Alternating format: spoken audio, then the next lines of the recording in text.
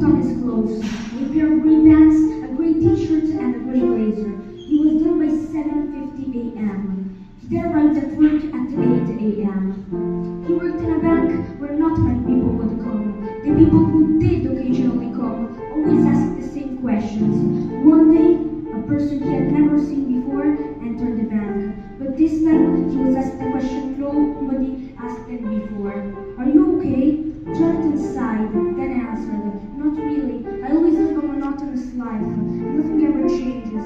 I always wake up and follow the same routine every day." The person replied that he should try to do something new every day, and then it went away. He never managed to find that person again.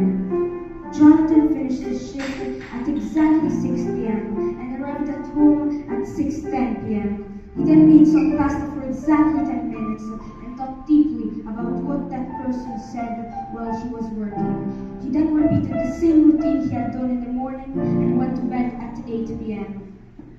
The next day, when he woke up, he followed his routine as usual, but this time he put on colorful clothes.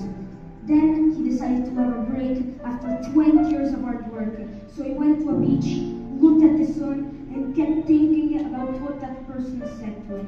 As the sun warmed his face and the waves gently touched his feet, Jonathan felt something he hadn't felt for years. The world didn't look gray anymore. It was full of colors he had forgotten existed. For the first time, a smile appeared on his face, and a laugh escaped his chest. He stopped thinking about the ticking clock.